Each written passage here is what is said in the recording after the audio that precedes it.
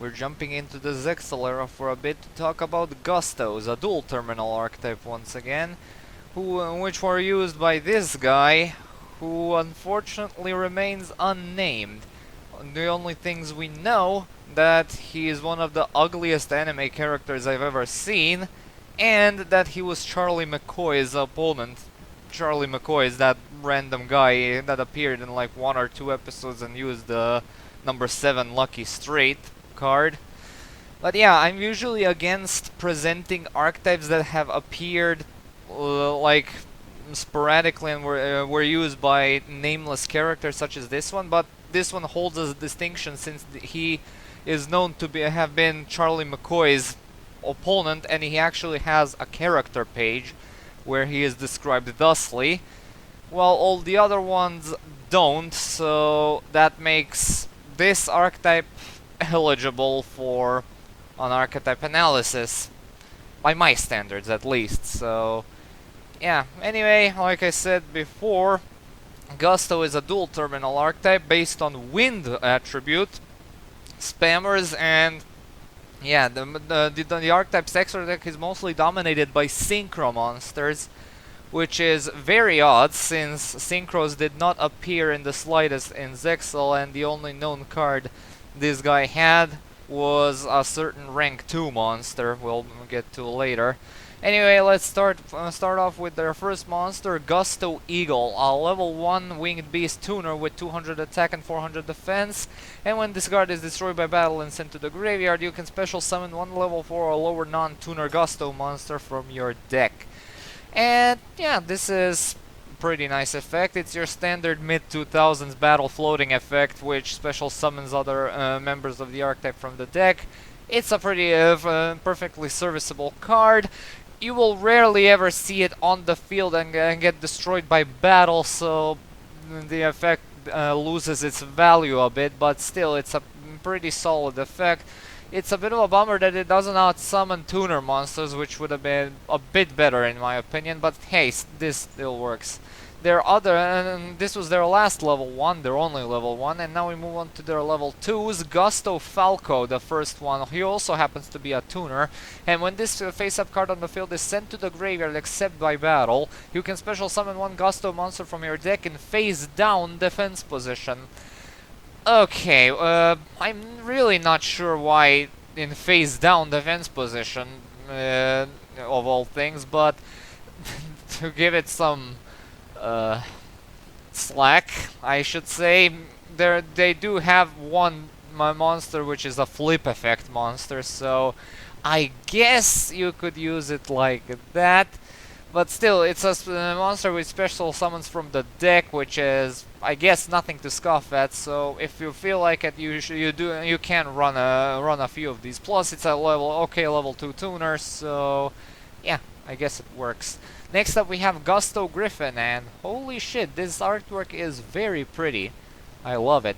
If this card is sent from the hand to your graveyard, you can special summon 1 Gusto monster from your deck, and you can only use the effect of Gusto GRIFFIN once per turn.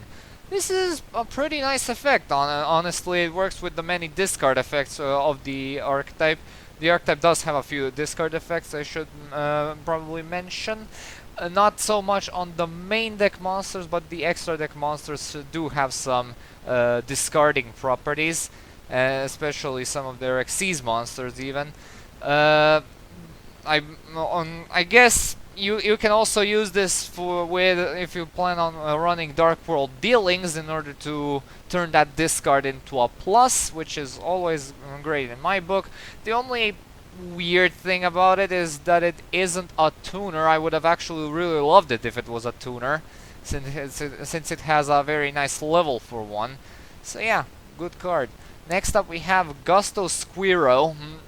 This is a level 2 wind thunder type monster, which is a bit odd. When this card is destroyed by a card effect and sent to the graveyard, you can special summon 1 level 5 or higher Gusto monster from your deck. Okay, so the archetype only has 2 level 5 or higher monsters. One is a level 5 and the other is a level 6. They're not terrible, but they're not the best either, so the ratios of this thing are then very lower than you would expect, but it is a level 2 tuner, so I guess there are worse things to consider. So you usually run one or two of these just because it's a level 2 tuner. Yay. Next up we have WINDA, Priestess of Gusto, and yeah, this is actually the same WINDA from Charmers. Lore, lore, lore. When this card is destroyed by battle or with an opponent's attacking monster and sent to your graveyard, you can special summon one Gusto tuner monster from your deck.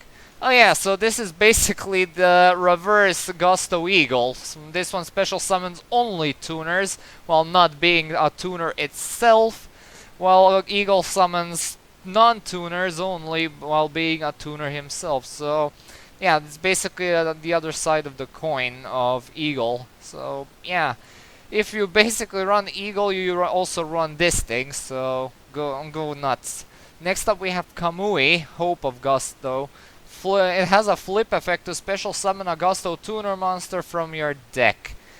Yeah, it's an admirable effort, but flip effects are very slow nowadays unless your entire deck is built around them, such as Subterrors or Worms or, God forbid, Tintangles. So yeah, you usually avoid this one. There are much better Kamuis out there. Next up, we have Pilica, Descendant of Gusto, which is our first level 3, and it's a Psychic type monster. And when this card is normal or special summoned, you can target one Wind Tuner monster in your graveyard, special summon that target in face-up defense position. Its effects are negated, and if you activate this effect, you cannot special summon monsters for the rest of this turn, except wind monsters. You can only use this effect of Pilica, Descendant of Gusto, once per turn. Yeah, due to the bloatiness of the effect, you could pretty much deduce that this is a newer card that came out a bit later than all the other ones. But yeah, it's a fantastic piece of support. It basically revives a tuner monster. It basically equals an instant level 4 or level 5 synchro, which is nice. And if you happen to have a bit more setup, you can also go into their higher level monsters, preferably Clearwing, Synchro Dragon, or Wind Witch Winterbell, because Wind Witches are actually very welcome in this deck due to them being a wind-based synchro engine, which this archetype highly appreciates. So Pilica, it should be ran at 3. Next up we have Gusto Guldo. When this card is sent from the field to the graveyard, you can special summon one level 2 or lower Gusto monster from your deck. It's alright, not the best because of the level limitation. Yeah, the monsters you'll be summoning most of the time are those battle floaters or effect floaters I've mentioned earlier. So yeah, this is also a nice level 3 tuner, although I wish stats were a bit better, and the stats are more akin to a level 2 tuner. So yeah, that's the only minor gripe I have with him. Next up we have Gusto Kodor. When this card destroys an opponent's monster in battle and sends it to the graveyard, you can special summon one Wind Psychic with a monster with 1500 or less defense from your deck. Okay, so then some of their other monsters which we haven't got to, except for Pilica, fall under this category, but come on, this monster ain't gonna do jack shit with 1000 attack points only. Yeah, you can summon any Wind Psychic type monster with 1500 or less defense, but come on, you're not going to find any more of them, well, not a significant number of monsters in general and relevant ones and that, except in the Gusto toolbox. So yeah, I'd say avoid this one. Next up we have Gusto THUNBOLT. This is our first level 4, and it happens to be a Thunder type monster. At the end of the battle phase, if this card is in the graveyard because it was sent there by battle and sent to the graveyard this turn, Jesus, you can banish one Gusto monster from your graveyard, special summon one Wind Psychic type monster with 1500 or less defense from your deck. Same thing I said about Kodor applies here. The toolbox is fairly limited, and again, it's a bit of a better effect, but the problem here is that it's insanely slow at doing so. If it applied immediately after this guy was destroyed by battle and sent to the graveyard, then I would have called it a much better card, but as it is right now, it's not worth it. But hey, at least it's a decent beat stick, I guess. Next up we have MUSTO, Oracle of Gusto. Yeah, that's nice rhyme. Once per turn, you can target one Gusto monster in your graveyard and one face-up monster on the field. Shuffle the first target into the deck, and if you do, negate the second target's effects until the end phase. It's alright. It's a level 4 effect negator, which relies on some graveyard setup, which is not too terrible, but again, it still targets, and it's a little level 4 monster, which can get run over pretty easily, but the ability to negate one monster's effects is a very appreciative effect, so you couldn't go wrong with a few copies of this. Next up we have KAAM, Serenity of Gusto. Once per turn you can shuffle 2 Gusto monsters from your graveyard into the main deck and then draw 1 card. Pretty nice. It's a once per turn transmigration from Prophecy with a nice plus at the end, so yeah, but it does rely on this thing to be on the field, so you're most likely going to be using this effect once and then link it away or synchro it away into something better. So yeah. And that was their last level 4. Now we move on to their last 2 tribute monsters, first of which we have their level 5, REEZE, Whirlwind of Gusto, which is A+ artwork. Even better, she even has a better OCG artwork. Once per turn, you can return 1 card from your hand to the bottom of the deck to target 1 monster your opponent controls and 1 face-up Gusto monster you control. Switch the control of both monsters. So essentially, she's creature swap on legs, and unlike creature swap, which was a very good card that happened to be limited for some time, it allows you to choose both targets you want to exchange, as opposed to creature swap letting your opponent choose what he wants to give you. So it's a bit better, but it's still a level 5 monster with 1900 attacks. So if the stats were like, if she had 300 or 400 more attack points, then I would have called her a very nice semi-boss monster, or yeah, main deck semi-boss monster. But as it is right now, it's alright, but not too amazing. And their final monster of the main deck is WINDAAR, Sage of Gusto. They're level 6. When this card destroys a monster by battle and sends it to the graveyard, you can target 1 level 3 or lower Gusto monster in your graveyard, special summon that target and face-up defense position. Yeah, Fortune Lady Dharc this ain't, because it has to this card specifically needs to destroy things by battle to basically summon a level 3 or lower Gusto monster, as opposed to Fortune Lady Dharc working on any level. And Fortune Lady Dharc also applies if another monster destroys something by battle, so you can summon another Fortune Lady Dharc to keep the chain going. Yeah, I've seemed to have switched to talking about my favorite archetype of all time, which are Fortune Ladies. But yeah, that's the kind of comparisons I'm sometimes have to make in order to address how limited this card is. So yeah, it's fine, I guess, but not too amazing. Alright, now we move on to their extra deck, first of which we have DAIGUSTO FALCOS. It's a level 4, which requires a tuner and 1 or more non-tuner Gusto monsters. And when this card is synchro summoned, all Gusto monsters currently on the field gain 600 attack. Pretty decent, I would say. It's basically an instant level 4 2000 attack beat stick, which is highly appreciated.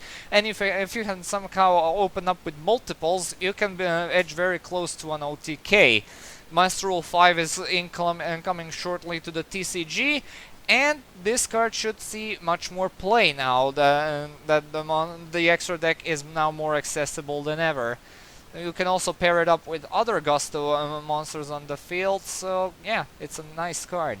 Next up we have their first level 5, their only level 5, DAIGUSTO GULLDOS. It requires a tuner, one or more non-tuner Gusto monsters, and once per turn you can shuffle 2 Gusto monsters from your graveyard into the main deck to target one face-up monster your opponent controls, destroy that target. It's a simple pop effect on a very easy to summon a decent level 5 synchro. It can gain more attack if DAIGUSTO FALCOS is summoned, so yeah. It's a neat little card with a simple removal effect, which all level 5s are all about. You can even go into a Quasar play if you happen to bring out multiples at the same time, and then synchro them away with Formula Synchron. What's not to like? It's a great card. Next up we have their first and only level 6 DAIGUSTO Spheres. Yeah, it's a clever name there. Anyway, it requires one tuner, one or more non-tuner Gusto monsters, and when this card is synchro summoned, you can target a Gusto card in your graveyard, add that target to your hand, and your opponent takes any battle damage you would have taken from battles involving a face-up Gusto monster you control. This card cannot be destroyed by battle. This is actually a pretty fun and unique effect, no question about it. Alright, it's not that unique, but you get what I'm saying. Basically, you get to recycle a Gusto card back to your hand, and not to mention you can keep ramming this thing into strong beaters, so you can basically give your opponent a kaiju and keep ramming into it for repeated damage. So yeah, this is a very fun card to utilize, and a definite upgrade over the main deck REEZE. Next up we have DAIGUSTO EGULS. It's a level 7 and it's our final synchro monster for the archetype. Requires a tuner, one or more non-tuner Gusto monsters. And once per turn during the end phase you can banish one wind monster from your graveyard to target one face down card your opponent controls, destroy that target. I am not comfortable with this effect. Dual terminal monsters usually know how to design sick-ass boss monsters, final boss monster at that, and I was expecting DAIGUSTO EGULS to be really good as a nice level 7 synchro monster, but no, it's limited to face-down cards of all things, which means you can only pop face-down monsters, which are very rare, especially nowadays, and back row, face down back row, which tends to be face up and activated, so yeah, I'd say avoid this one. All the other ones were great, but this one certainly isn't. Alright, now we move on to their final 2 monsters, which are the EGUES monsters. First of which is DAIGUSTO Phoenix. It's a Pyro rank 2 with 1500 attack and 1100 defense. Requires any 2 level 2 monsters, and once per turn you can detach one EGUES material from this card to target one face-up wind monster you control. This turn it can attack twice during each battle phase. DAIGUSTO Phoenix was a very popular choice in rank 2 builds, and it still is today, since it can basically turn any wind monster into a double attacker, not to mention if some wind monsters can attack directly, so yeah, there are even monsters which can enable other monsters to attack directly, so DAIGUSTO Phoenix really combos well with them. So yeah, it's still a really nice card, and you should consider running a few copies of this. But anyway, here's the true final finale of this archetype, that being DAIGUSTO Emerald. A rank 4 EGUES, a rock EGUES, requires any 2 level 4 monsters. And once per turn, you can detach one material from this card and activate one of these effects. Target 3 monsters in your graveyard, shuffle all 3 into the deck, then draw a card. Or you can target a non-effect monster in your graveyards and special summon that target. This card is banned, and in a very recent ban list. It was limited way back when and way too many times, but now it's straight up banned, and it's no reason. For a very good reason, I meant to say. It's oddly because of the second effect, which actually has nothing to do with the archetype, since the archetype has no non-effect monsters. Now, this card is banned because it saw constant play in Tenyi decks, which are all about non-effect monsters. So this thing can basically revive non-effect monsters, which are usually very high beat sticks. And then they can basically attack for game, and yeah, it's a pretty nice card. Now the first effect is also pretty nice, as it's basically weaker version of the Pot of Avarice, which is always appreciated, and it also allows you to target any 3 monsters in the graveyard, which is also another great use for this card. It's a fantastic card, and you should always consider having it. Next up we have their spell and trap lineups, first of which was Contact with Gusto. Target 2 Gusto monsters, in your graveyard, and 1 card in your opponent controls. Shuffle both targets in your graveyard into the deck, then destroy that opponent's target. It's simple recovery and monster removal, well, any spot removal, which is very nice, and yeah, you should consider having one or two of these in your deck if you can spare enough resources to use their monster effects. So yeah, good card. Next up we have QUILL, Pen of GULLDOS. Target 2 wind monsters in your graveyard and 1 card on the field. Shuffle both of those first 2 targets into the deck and return the other card to the hand. So essentially it's a different flavor of Contact with Gusto, as basically this is a self-bouncer while the other is a destroyer. So yeah, you know, you can basically run any number of the 2, just properly balance them out for all your needs. So if a monster can be destroyed by card effects, you bounce it back to the hand. So yeah, and I would actually call QUILL, Pen of GULLDOS a bit better in that regard.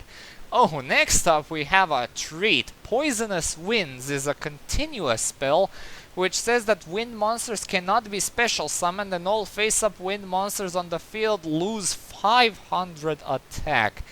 And yes, and given the fact that this archetype is all about special summoning wind monsters from the deck of all places, which is a very nice place to special summon from, and that they're all wind monsters at that, and they lose 500 attack when this thing is on the field. Yeah, this is a card made purely for lore reasons, and yeah, don't ever think about running this. Next up we have Blessings for Gusto. Target 2 Gusto monsters in your graveyard plus a 3rd Gusto monster in your graveyard. Shuffle both of the 2 targets into the deck, then special summon the 3rd target.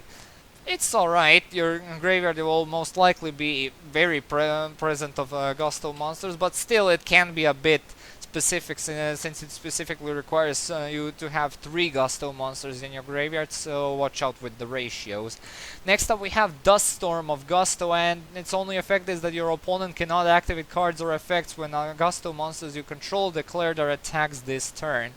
So basically it's once per battle Armada's lockdown for all Gusto monsters, which as it actually depicts in the artwork, the only monster that has any use from this is WINDAAR, since he is the only Gusto monster which has battle-oriented effects, meaning you don't run this.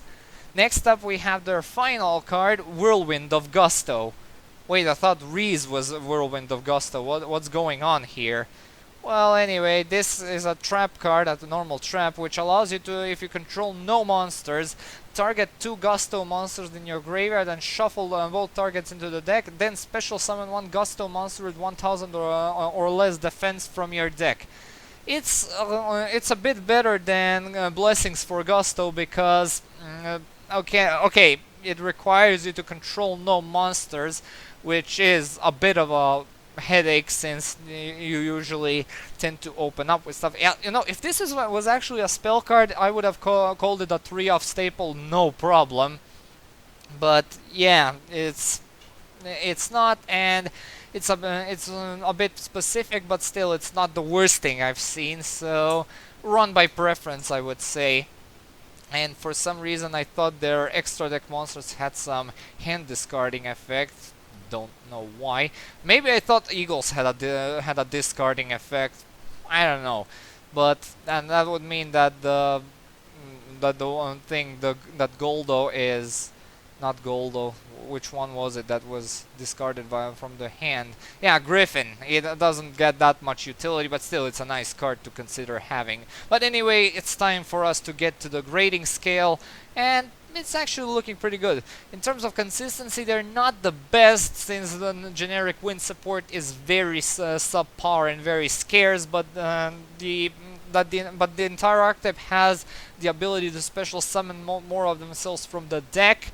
So yeah, it's a pretty solid 2 out of 3 in my opinion. There's also the Wind Charmer of Verdant, and also there are Wind Witches for some synchro spamming, and yeah. And then for the power, power is usually low unless you're focusing on the DAIGUSTO EGUL's OTK, which allows you to pump out their other monsters with significantly higher attack values, but that's about it. Power, yeah, it's there, but not enough for a 2 out of 3, so it's a 1 out of 3 at that.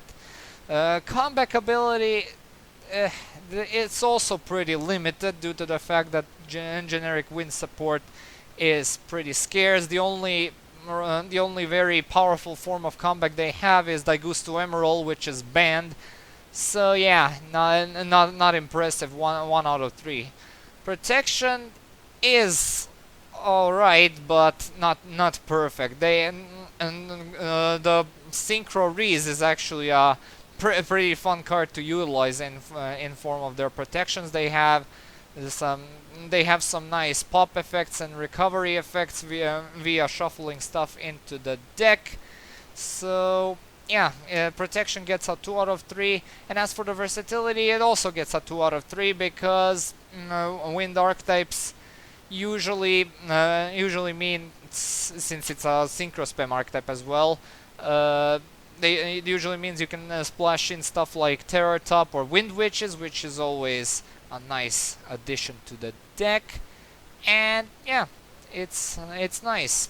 I would have loved if the comeback ability was not so limited to having a full graveyard of Gusto monsters. It is possible, but sometimes it can be a bit too hard to round up a decent number of them in the graveyard to make the best use out of their shuffle effects. So yeah, it's a pretty decent archetype with. They definitely need some new modern era support. They didn't receive any Link monsters in any of the Link Reigns pack during the Link era, which has officially come to an end, and now we are in the so-called Rush era because of the new Rush duels. And yes, before you ask, I'm very well aware that Yu-Gi-Oh! 7th has started, but dear God, it sucks. I have not watched it, and from everything I've seen, like, if the freaking Blue Eyes White Dragon did not appear in the very first trailer, you could not tell that this was a Yu-Gi-Oh! Anime, like, at all. Yeah. I'm disappointed that Reigns ended a lot earlier than all the other shows because of that. So yeah, those were Gustos, and yeah, and I'll see you guys next time with another Zexal era archetype. I think it's also a dual terminal archetype. Nope, but the one after that is a very good dual terminal archetype. I should say very famous dual terminal archetype because of one of their boss monsters, but after that, well, we'll need to see how good they are, and after that we'll make the call if they're good or not. Anyway, that is it for me. Thank you so much for watching. Stay tuned for more vids, book news and updates. Comment, like, and subscribe, and as usual, I'll upload the next vid whenever I can. See you all, have a good day, and peace.